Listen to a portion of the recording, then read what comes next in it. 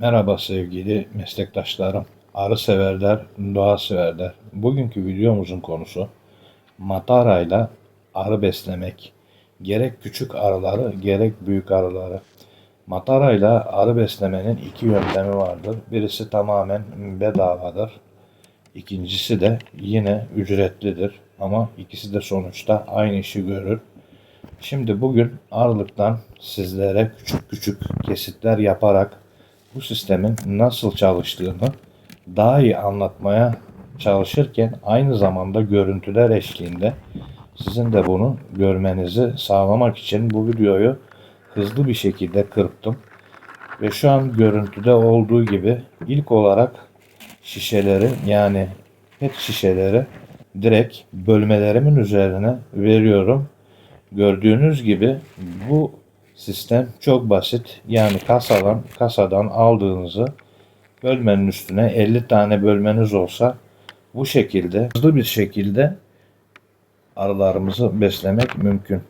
Üstten beslemenin küçük arılarda getirdiği en güzel kolaylıklardan birisi olduğu gibi aynı zamanda da üste verdiğimiz şurup her zaman kuluçkanın sıcaklığı üste itmesiyle şurubumuz sıcak kalır.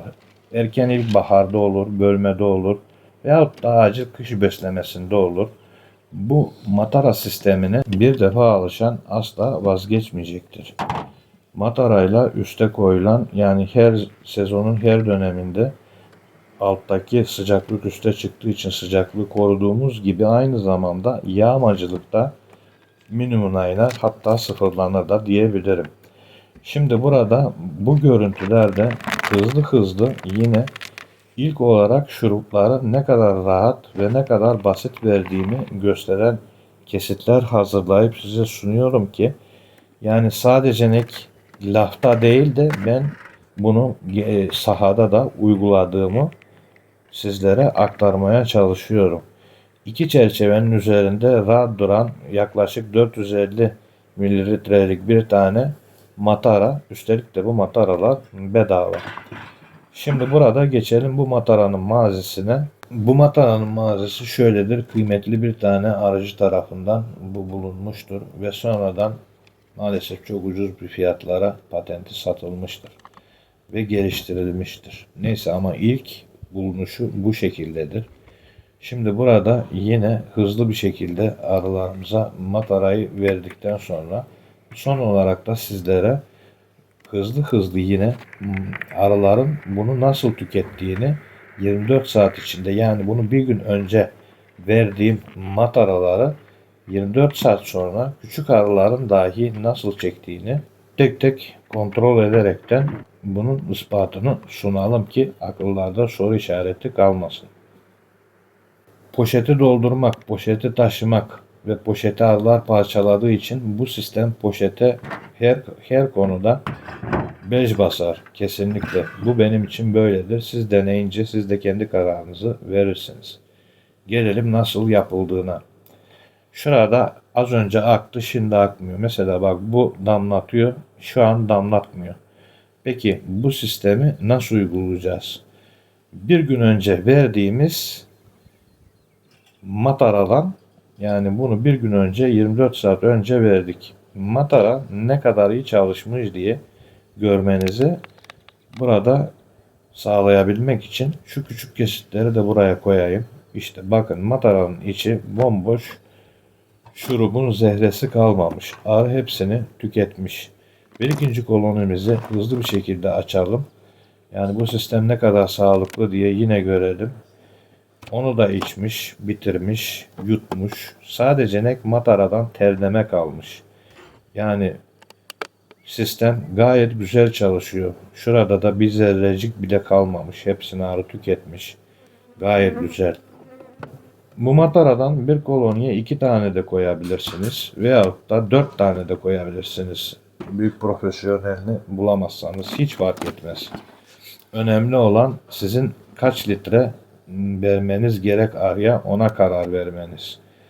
Mesela bunun diğer profesyonel olanlarında 1 litrelik, 2 litrelik, 3 litrelik mataralar vardır. Bu amatör olanları da günümüzde içtiğimiz suların pet şişeleri de gayet çok işe yarıyor. Özellikle küçük arılarda. Şimdi bu mataraya da bakarsak arı bunu da çok güzel halletmiş. Hiçbir şey kalmamış yani. Bu gibi videoların devamı için kanala abone olmayı, beğeni atmayı unutmayın. Şimdi gelelim tam bu sistemin nasıl yapıldığına. Burada gördüğünüz gibi dolu bir su matarası. Henüz delikleri falan açılmamış. Kapağı biraz gevşettik. Baş parmağımızla üstte bir tane çukur yaptık. Burada önemli olan bu çukurun alt kısmına delik açmak. Bir tane iğne yardımıyla bir sağa bir sola çukurun tam bittiği yere, yani mataranın içinde şurup toplanmayacak bir şekilde o şekilde ayarlayacaksınız. Evet, bu işlem bittikten sonra bunun kapağını da iyicene sıktık. Şu an çevirdik.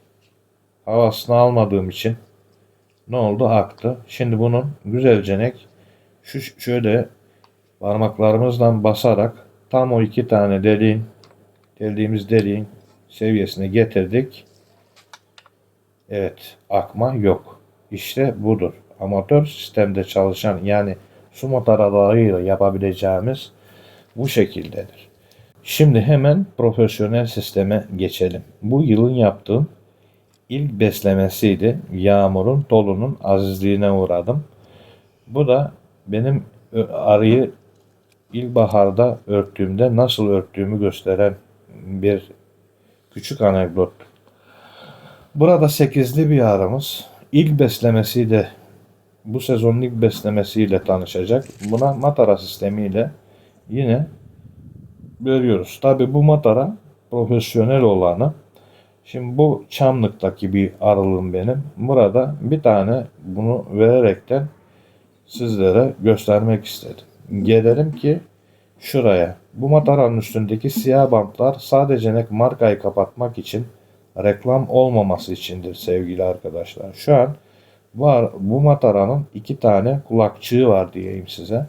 Ve bu çerçevenin sağlı sollu tam üzerine oturuyor. Hem sağ taraftan hem sol taraftan üzerine koyulunca kovanın, şurubun en sonu oraya toplanıyor.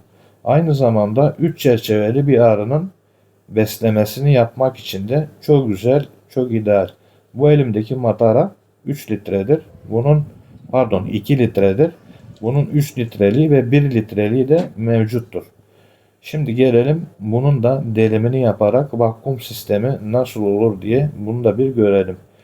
Öncelikle 1-1,5 milimlik makapla da yapabilirsiniz. Ben elime bulduğum iğne ile hızlı bir şekilde bunu yaptım. Çok da önemli değil. Fazla kalın delik açmamak her zaman iyidir. Sağ taraftakine deliğimizi açtık. Sol taraftakine de deliğimizi açtık. Şimdi şöyle ki bunu da havasını alınca şuraya kadar bastırdık. Hızlıca bir şekilde bunu çevirdiğimizde görüldüğü gibi akmıyor, yani damlama famlama kesinlikle duruyor. Ama biraz bunu düzeltip tekrar ters yöne çevirdiğimizde akmaya devam ediyor. Yani bunun havasını aldığımızda, çevirdiğimizde o çevrilmiş şekilde koloninin üzerine koymamız yeterli ve kesinlikle arının içine akma hiçbir şekilde olmuyor. Uzunca yıllar bunu test ettim ve gönül rahatlığıyla sizlere tavsiye edebilirim. Hoşça kalın, arılarla kalın, dost kalın.